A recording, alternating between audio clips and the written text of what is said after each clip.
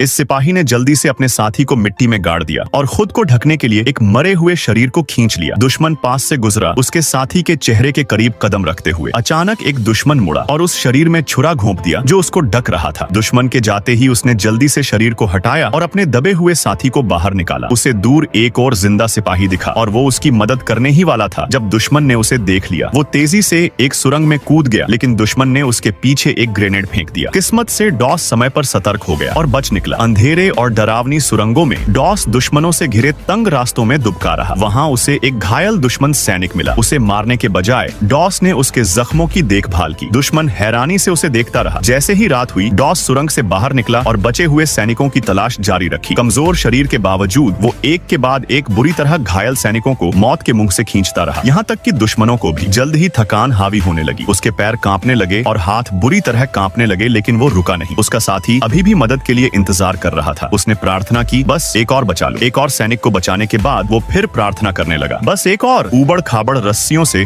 उसके हाथ छिल गए थे, लेकिन घायल लगातार ऊपर की चट्टान से नीचे आ रहे थे। कोई नहीं समझ पाया कि ये घायल सैनिक कहाँ से आ रहे थे। वो बस इतना जानते थे कि कोई पागल आदमी पहाड़ी पर जान बचाने में जुटा था। कैप्टन ने ये सब देखकर हैरानी से पूछा, ये पागल कौन है? जवाब मिला, डॉस, वही नया सिपाही जिसे उन्होंने पहले अनुभवहीन कहकर मजाक उड़ाया था। सुबह होते होते डॉस ने अपने घायल ड्रिल सार्जेंट को ढूंढ लिया, जबकि दुश्मन इलाके की तलाशी ले रहे थे। उसने सार्जेंट की बंदूक उठाई, जिसे देखकर सार्जेंट को लगा कि शायद अब वो दुश्मनों को मारने वाला है, लेकिन इसके बजाय डॉस ने बंदूक को कपड़े में लपेटा और इशारा किया कि सार्जेंट उसके कंधे पर चढ़ जाए। सार्जेंट ने कवर फायर देते हुए चट्टान के किनारे तक पहुंचने में मदद की। डॉस ने पहले उसे नीचे उतारा, लेकिन नीचे पहुंचते ही सार्जेंट ने चिल्लाकर कैप्टन को बताया, डॉस अब भी ऊपर है। अगले ही पल डॉस फिर से प्रकट हुआ, इस बार एक और घायल सैनिक को कंधे पर उठाए हुए। दुश्मन पीछा करने की कोशिश कर रहे थे, लेकिन मित्र सैनिकों ने उन्हें रोक दिया। डॉस जिंदा बच निकला। जब उसे आखिरकार बचाया गया तो उसकी चेतना अब भी युद्ध के मैदान में ही अटकी थी। वो ठीक से खड़ा भी नहीं हो पा रहा था। कैप्टन ने धीरे से पूछा, क्या तुम घायल हो? डॉस की आंखों में आंसू भर आए। वो एक शब्द भी नहीं कह पाया। सभी सैनिक खामोश खड़े रहे, उस नायक को सम्मान देते हुए जो नर्क से लौट कर आया था। डॉस को शायद खुद भी अंदाजा नहीं था, लेकिन उस रात उसने अकेले 75 जिंदगियां बचाई थीं।